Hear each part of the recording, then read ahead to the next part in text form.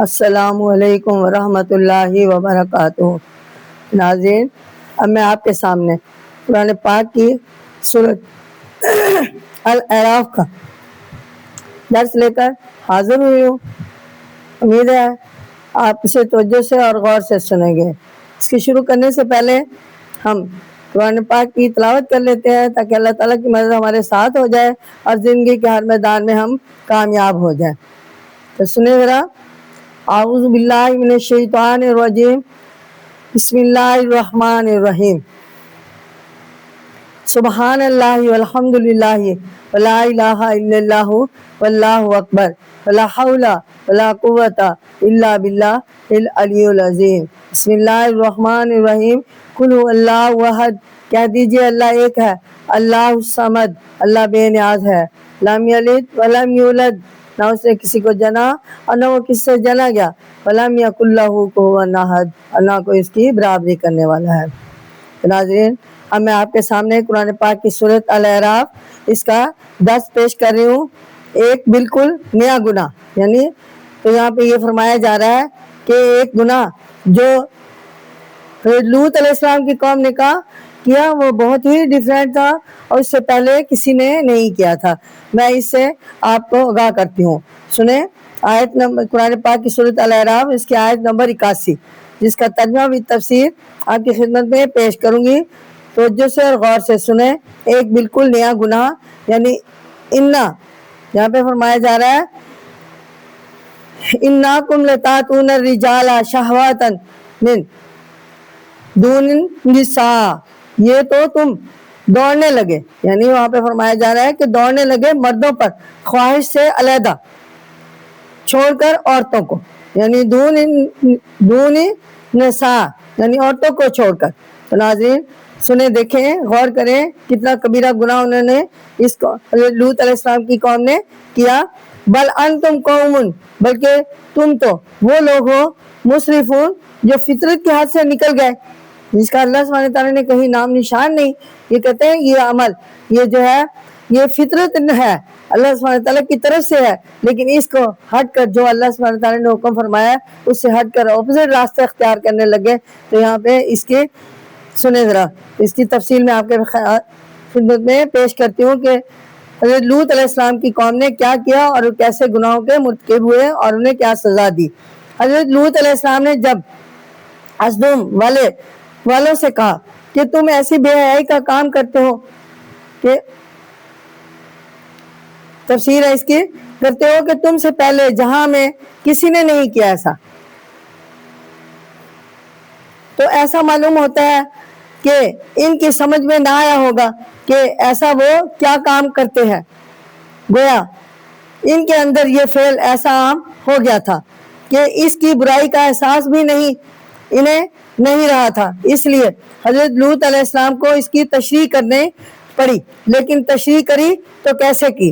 جب یہ گناہ پہلے کبھی ہوا ہی نہیں تھا تو ظاہر ہے اس کے لیے لفظ بھی واضح نہیں ہوئے تھے، اور اگر فرض کرو ہوئے بھی تو ایسے گندے کام کو زبان سے سیدھے لفظوں میں ذکر کرنا کسی شریف انسان کے بس کا نہیں تھا، نہ ہو سکتا۔ آپ کو یہ خبر نہیں ہوئی تھی، اور اگر فرض کرو ہوتے بھی تو ایسے گندے کام کا زبان سے سیدھے لفظوں میں ذکر کرنا کسی شریف انسان کے بس کا نہیں ہو سکتا۔ آپ کو یہ خبر تھی کہ ان کی فطرت اس قدر مسخ ہو چکی ہے، وہ ارشاد ہے اشارے کے کنایے سے انہیں اتنے برے کام کی خباثت کو نہیں سمجھ سکتے، سمجھایا نہ اس لیے ضروری تھا، یعنی ان کو اس کام سے دور رکھنا، اس کام کے بارے میں سمجھانا ضروری تھا کہ آپ کو حکم ہوا تھا کہ یعنی آپ حضرت لوط علیہ السلام کو حکم ہوا کہ ان کو جا کر سمجھاؤ۔ ناچار آپ نے پلیت لوگوں سے کہا کہ تم ایک فطری خواہش کے جوش کے وقت جسے تمہیں فطری طریقے سے پورا کرنے کی اجازت ہے۔ اللہ سبحانہ تعالیٰ کی طرف سے عورتوں کے پاس جانا چاہیے تھا، اپنے ہی جیسے مردوں کے پاس جاتے ہو، یہ بہت ہی بڑا گناہ ہے، یہ فطری قاعدے کا توڑنا ہے، اللہ سبحانہ تعالیٰ کے حکم کی نافرمانی ہے اور انسانیت کی حد سے باہر نکل جانا ہے۔ اس کا نتیجہ سوائے تباہی اور بربادی کے اور کچھ نہیں ہو سکتا، کچھ نہیں ہو ہی نہیں سکتا۔ جو انسان فطرت کے حدوں کو توڑ کر باہر نکل جاتا ہے، وہ باہر اپنے ہاتھوں اپنے پاؤں پر آپ کلہاڑی مار رہا ہے۔ اس کا انجام برا ہونا ایک ضروری اور لازمی امر ہے۔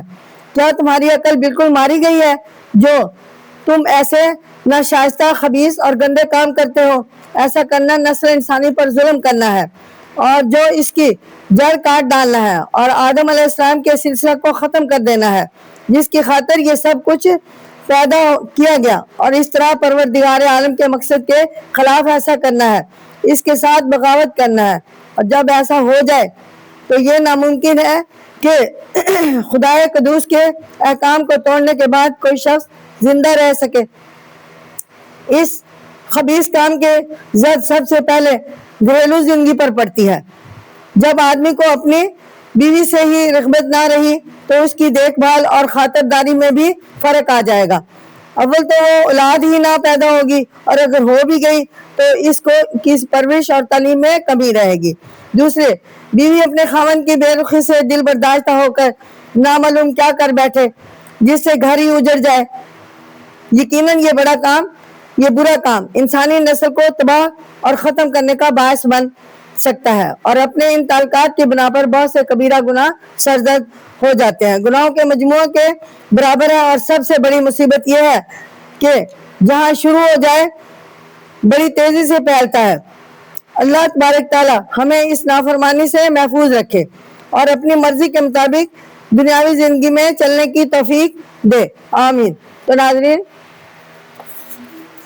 سنیے قوم لوط میں یہ گناہ کیسے ہوا۔ اب یہاں پہ فرمایا جا رہا ہے کہ مصیبت یہ ہوئی کہ انسان اپنے آپ کو اس طرح تباہ کرنے کے لیے تیار ہو گیا، عقل نے جواب دے دیا، نہ فعل کی گھناؤنے اور بےہودہ ہونے کا خیال رہا اور نہ اس کی تباہ کے نتیجوں کی طرف توبہ کرنے کا موقع رہا۔ یہ سب جانتے ہیں کہ برا کام آگ اور آندھی کی طرح پھیلتا ہے، اور آخر جو ہونے کا خیال رہا اور نہ اس کی تباہ کن نتیجوں کی طرف توجہ کرنے کا موقع رہا۔ یہ سب جانتے ہیں کہ برا کام آگ اور آندھی کی طرف پھیلتا ہے، اور آخر جو ہونے کا خیال رہا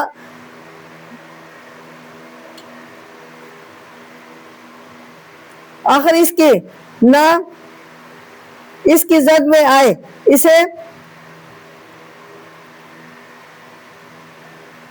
اسے جلا کر یا زمین پر پٹک کر چلنا پر چکنا چور کر کے چھوڑتا ہے۔ سدوم کے لوگ شیطان کی چال میں آ گئے اور نہ جانے کا سامان خود اور برباد ہو جانے کا سامان خود مہیا کیا۔ اس سے ہمیں کئی مفید سبق سیکھنے چاہیے۔ ناظرین فرمایا جا رہا ہے کہ حضرت لوط علیہ السلام نے ایک سدوم کو سمجھاتے وقت کہا کہ جو برا کام تم کرتے ہو تم سے پہلے دنیا میں کسی نے نہیں کیا ہے۔ اس سے مفسروں کو اس کی بات کی تو لگانے کی ضرورت محسوس ہوئی کہ آخر یہ بلا پیدا کیسے ہوئی، اور اس گمنڈ گندے اور بےہودہ کام کی طرف انسان کی توجہ کیسے کی گئی، کیسے ہوئی۔ انسان کی تاریخ کا پتہ لگانے والوں نے ان کو بتایا کہ سدوم اور اس کے آس پاس کا علاقہ ایک زرخیز علاقہ تھا، میووں کے باغ وہاں بڑے افراد کے ساتھ تھے، کھانے پینے کی چیزوں کی کچھ کمی نہ تھی، اور لوگ بڑے فارغ البالی تھے کے ساتھ زندگی گزارتے تھے، اپنے ہر خواہش آزادی اور بے فکری کے ساتھ پوری کرتے تھے۔ خوشحالی اور بے فکری لوگوں کا شہوت رانی کی طرف مائل ہو جانا آسان بات ہے۔ شیطان کو جو انسان کا ناش کرنے کے لیے ہر وقت موقع کی تلاش میں رہتا تھا، بہکانے کا موقع بہت اچھا مل گیا۔ لوگوں کے خیالات کو مفید کاموں اور مشغلوں کی طرف سے ہٹا کر شہوت کو جوش دلانے والے اسباب کی طرف متوجہ کر دیا، اور ہر وقت اس کو جوش میں لانے والی باتوں میں مشغول رہنے لگے، باوجود اس کے کہ ان کے دل میں غیر فطری طور پر جو ہر انسان کو ضائع کرنے کا خیال پیدا نہ ہو سکتا تھا. کہتے ہیں کہ شیطان مشغول رہنے لگے باوجود شیطان نے ایک غیر معمولی چال سے ان کو بہکا دیا اور نسل انسانی کو جڑ سے مٹانے کی کوشش کی.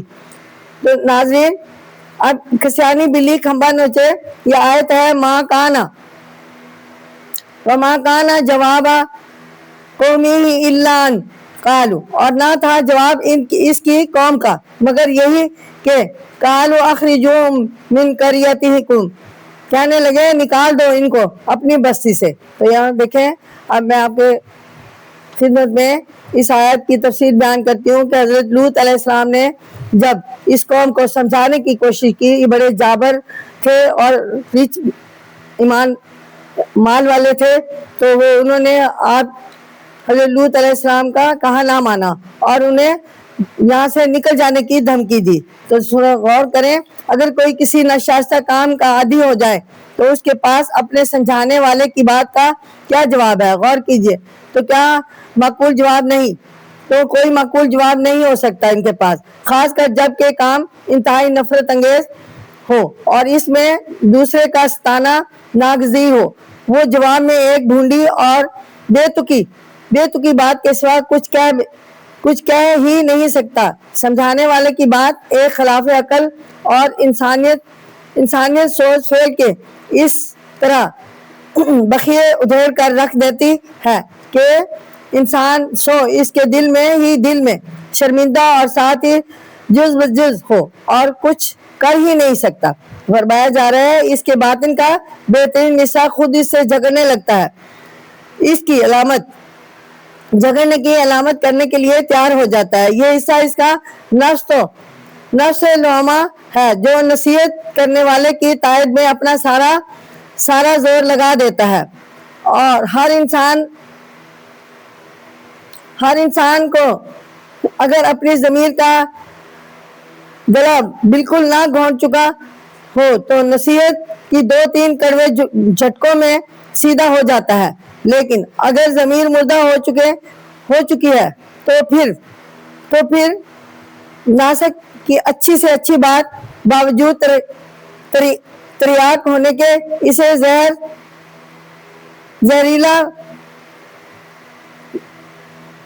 ملا نظر آتی ہے. قوم لوط کے جواب سے ظاہر ہے کہ ان کی مت ماری گئی تھی اور انسان کی ایک بہترین صفت یہی بیرونی اور اندرونی پاکیزگی اور صفائی کو جو حضرت لوط علیہ السلام اور اس کے ماننے والوں میں موجود تھی ایک خطرناک عیب قرار دیتے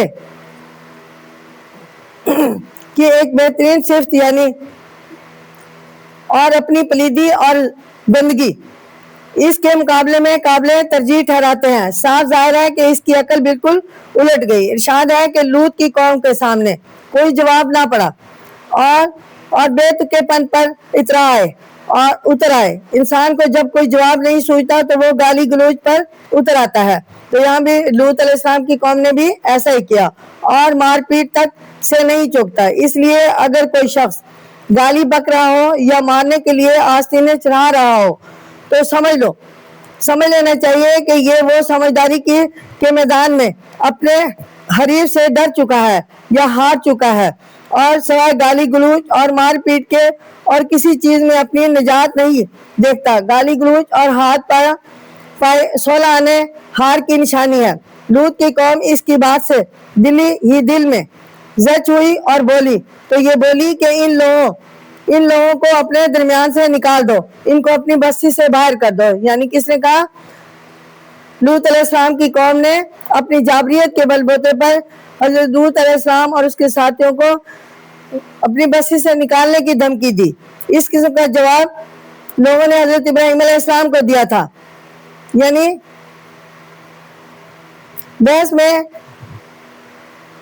حضرت ابراہیم علیہ السلام سے ہار مان لی کیونکہ فیصلہ یہ کیا گیا کہ ابراہیم علیہ السلام کو آگ میں ڈال دو.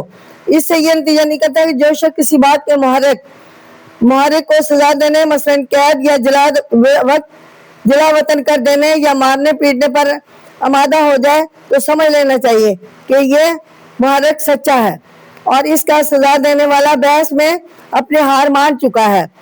ورنہ اگر اس کے پاس اپنی صفائی اور اپنے کام کی سچائی کی ایک بھی دلیل ہوتی تو ضرور اسے پیش کرتا اور اپنی مخالفت کو سمجھاتا، مخالف کو سمجھاتا۔ تو ناظرین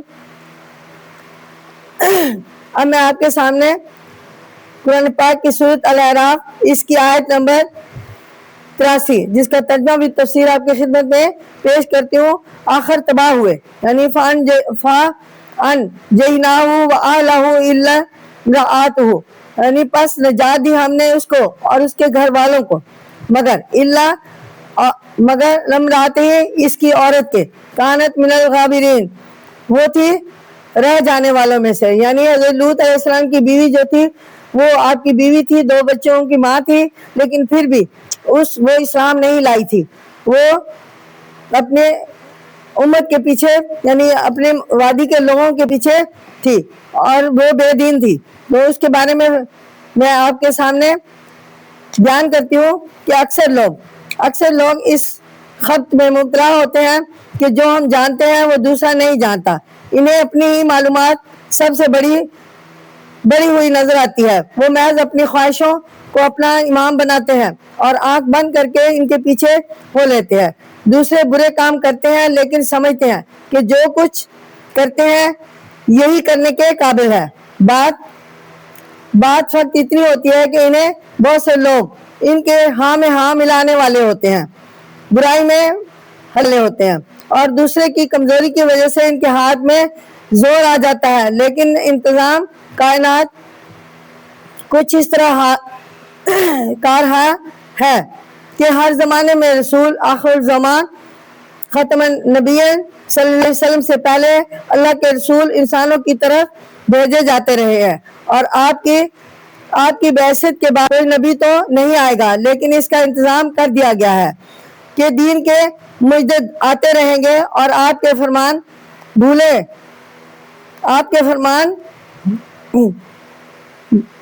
ہوئے لوگوں کو یاد دلاتے رہیں گے۔ رسول کی ظاہری آنکھوں کے علاوہ باطنی آنکھیں بھی کھلی ہوئی ہوتی ہیں اور وہ ہر چیز کو اپنے اندرونی روشنی سے دیکھتا ہے، اور اسے صاف نظر آتا ہے کہ دنیا کی خود غرض لوگ جو کچھ کر رہے ہیں وہ انہیں تباہی کی طرف لے جا رہا ہے۔ ان کے اعمال کا وبال تھوڑے ہی دن میں ان کے سر پر پڑنے والا ہے۔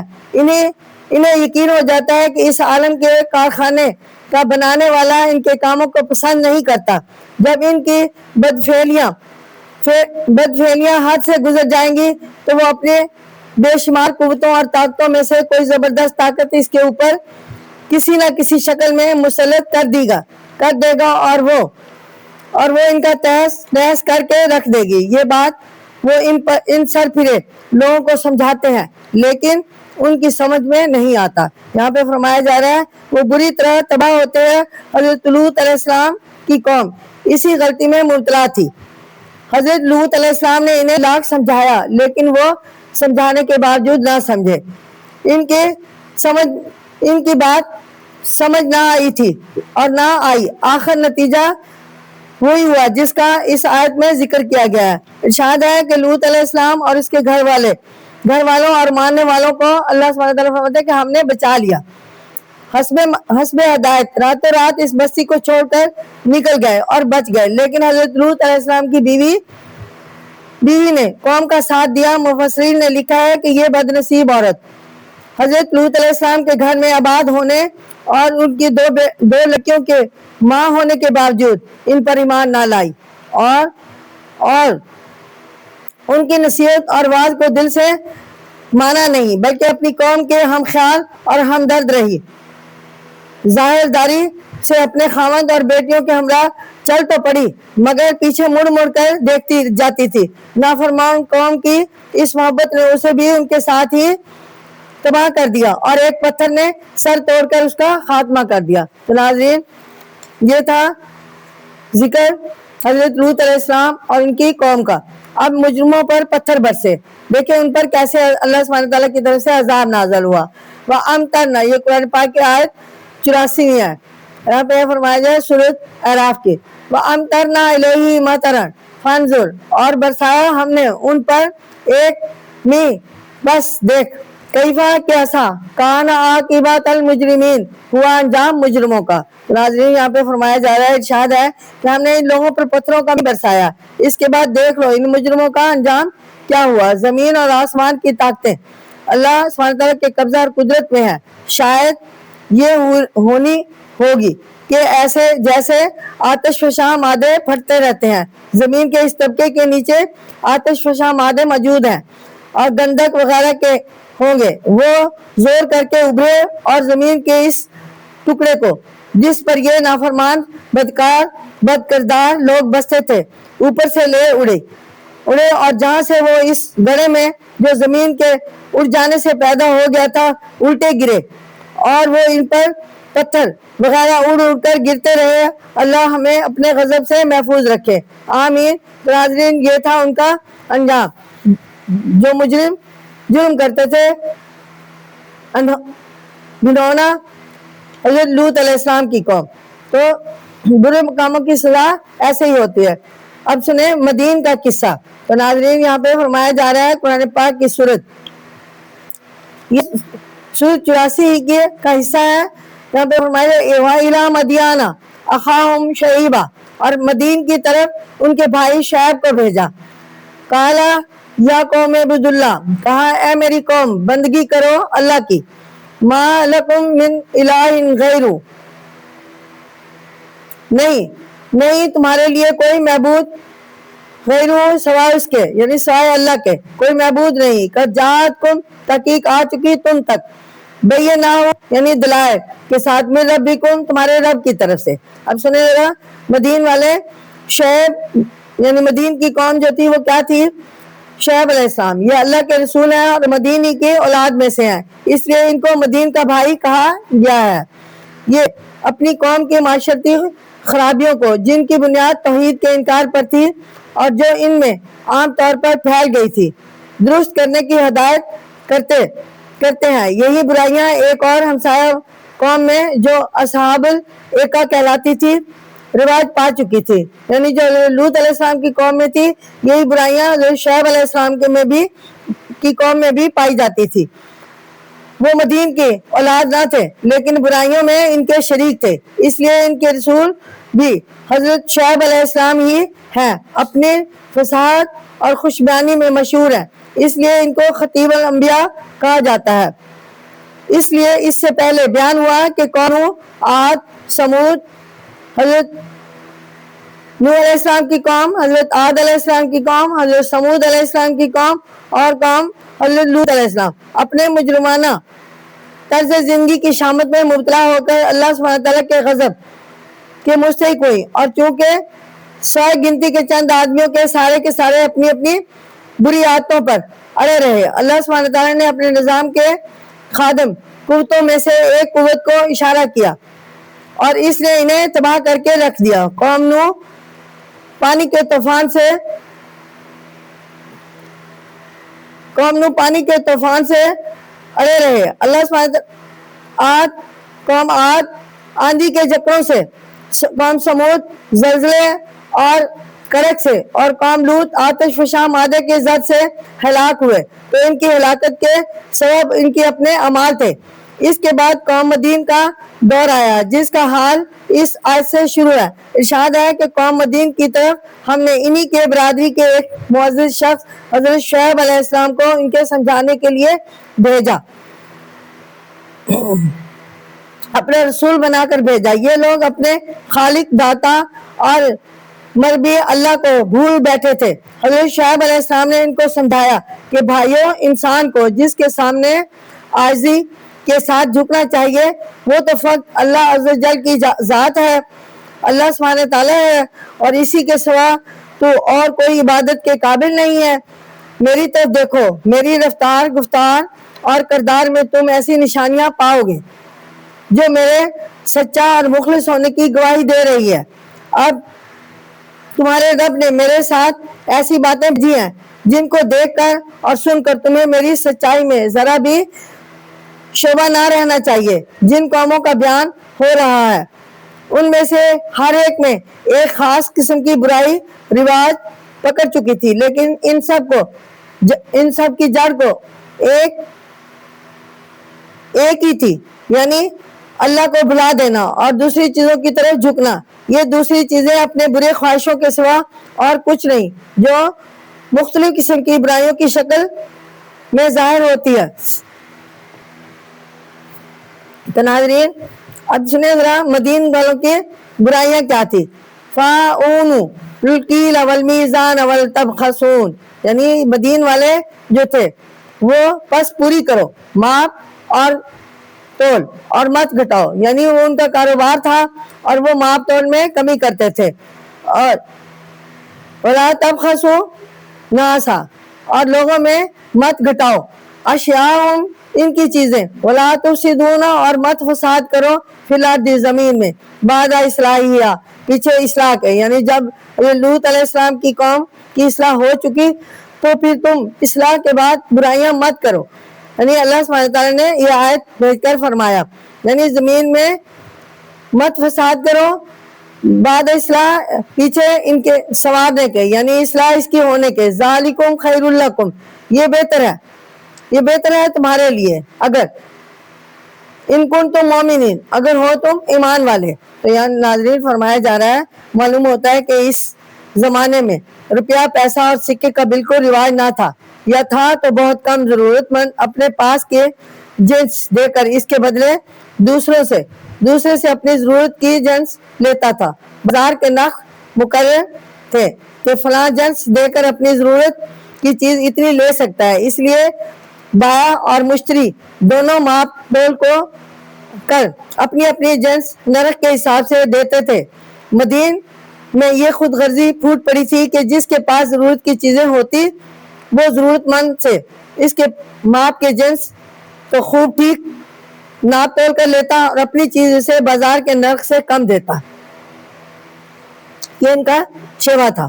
بہرحال معاوضہ جنس ہو یا نقد، دونوں کا یہی حکم ہے کہ جب معاوضہ پورا لے لیا تو چیز بھی پوری ناپ کر تول کر دینی چاہیے. اس آیت میں حضرت شعیب علیہ السلام نے اپنی قوم کی اس خرابی کو واضح طور پر سمجھایا اور اس کو دور کرنے کی تاکید کی، کیونکہ لیتے وقت پورا ناپ تول کر لینا اور دیتے وقت کم دینا دوسرے کا حق مارنے والی بات ہے. وہ بازار کے طے شدہ بھاؤ کو بگاڑتا ہے اور جس کے معنی اصلاح کے بعد فساد کرنا ہے. اس آیت میں اس کا بیان ہے کہ حضرت شعیب علیہ السلام نے کن کن برائیوں سے اپنی قوم کو روکنا چاہا، اس غرض کے لیے کن الفاظ میں ان کو سمجھایا. یہ برائیاں ان میں رائج ہو چکی تھی. ارشاد ہے حضرت شعیب علیہ السلام نے اپنی قوم سے کہا کہ جو چیزیں تم دوسروں کو ان کا پورا معاوضہ لے کر دیتے ہو وہ اگر ماپ کر دینے کی ہے تو ان کو پورا ماپا کرو، اگر تول کر دینے کی ہے تو پورا تول کر دو. لوگوں کو ان کی ضروریات کی چیزیں کم تول کر کے مت دیا کرو.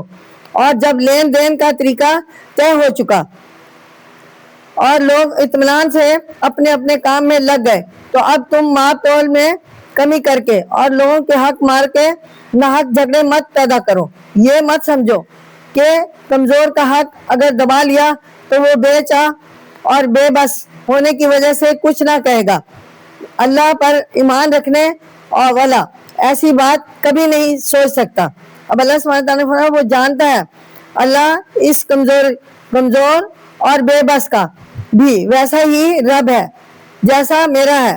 اگر میں اپنے آپ کو اونچے درجے کا سمجھ کر نیچے درجے والوں کو ستاؤں گا تو اللہ مجھے اس کی سزا دے گا، کیونکہ میں اس کے ایک بندے کو بے وجہ نقصان پہنچا رہا ہوں اور اس کو ستا رہا ہوں. تو ناظرین چاہیے کہ ہمیں ہر کام میں اللہ سبحانہ تعالیٰ کے حکم کی اور ان کے نبیوں کی تائید کرنی چاہیے، یعنی ان کے نبیوں کو ماننا چاہیے، اس کے حکم کے مطابق ان کی سنت پوری کرنی چاہیے، تابع داری کرنی چاہیے، دوسروں کو سیدھی راہ سے روکنا. یہاں پہ ہے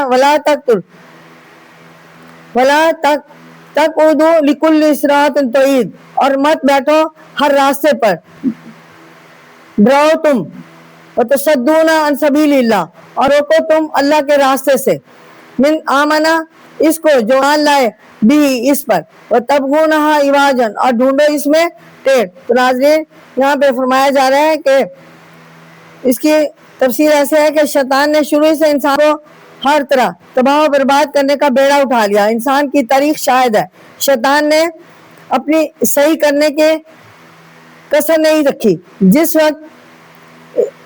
وقت اور جہاں اسے موقع ملا اس نے بھولے بھالے انسان کو سیدھی راہ سے ہٹانے کی کوشش کی.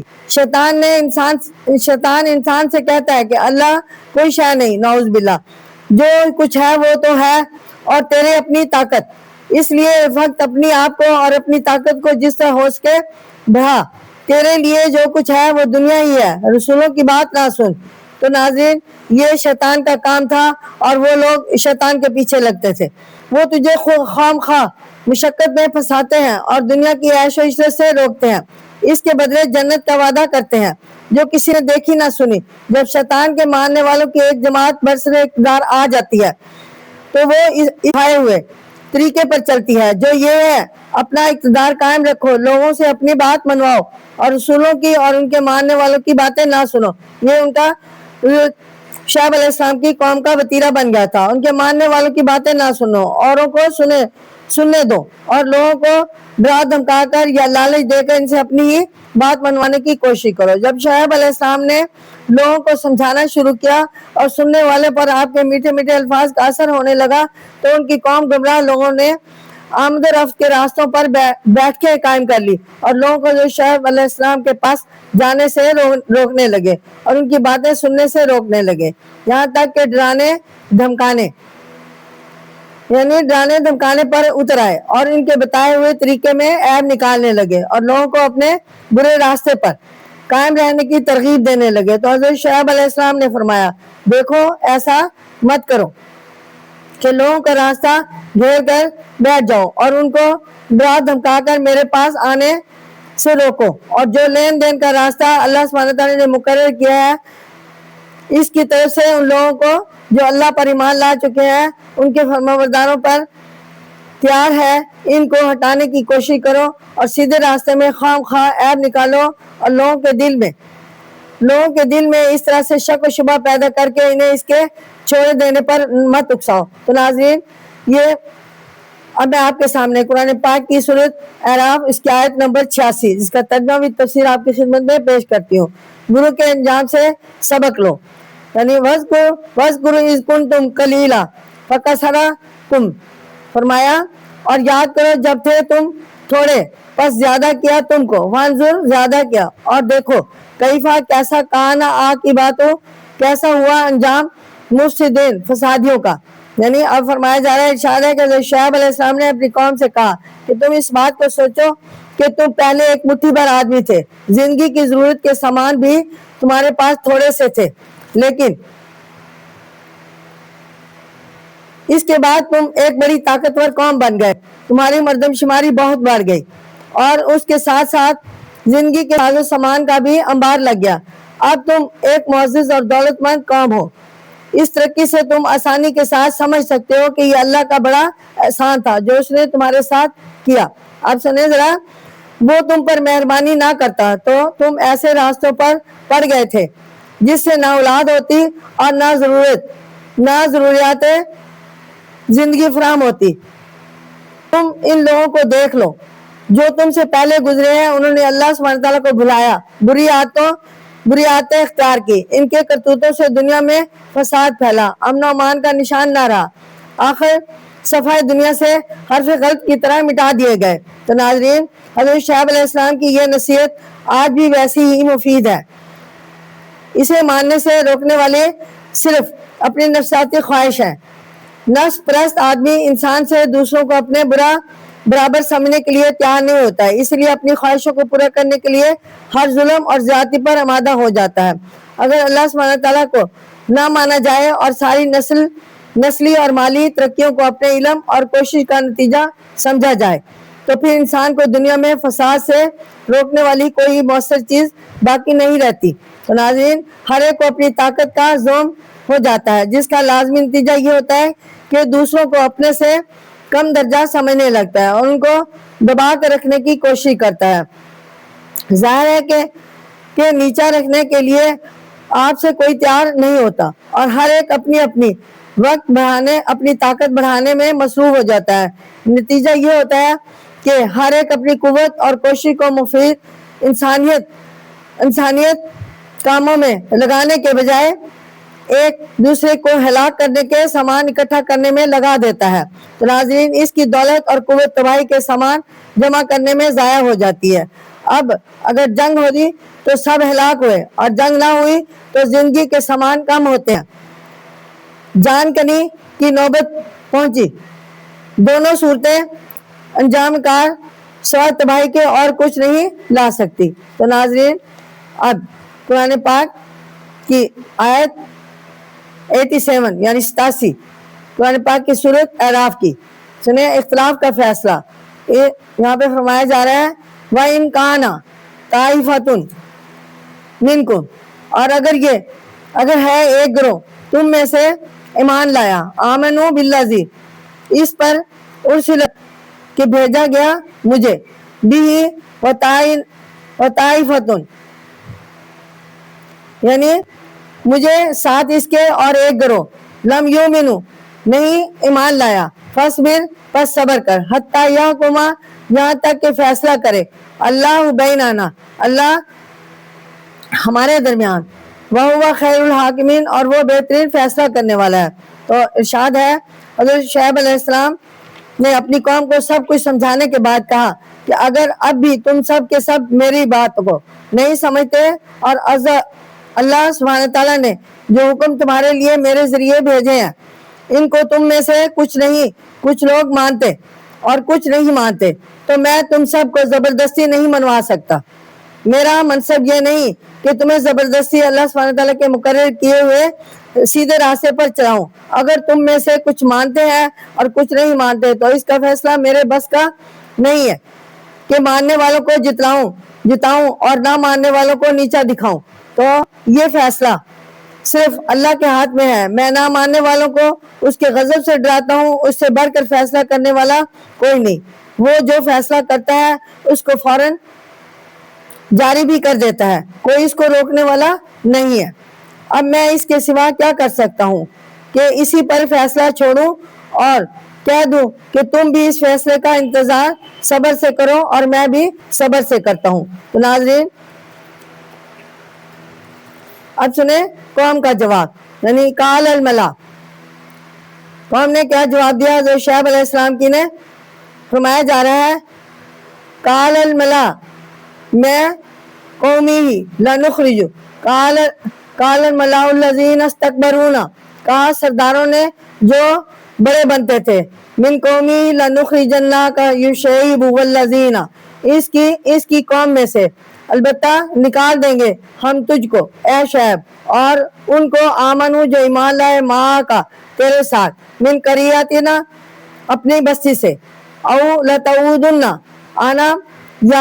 آنا پڑے گا تم کو، فی ملتنا ہمارے دین میں، کالا کہا او لو کننا کارہین، کیا اگرچہ ہو ہم بیزار، قد افترینا علی اللہ کاذبا، تحقیق باندھا ہم نے اللہ پر جھوٹ، ان ادنا اگر ہو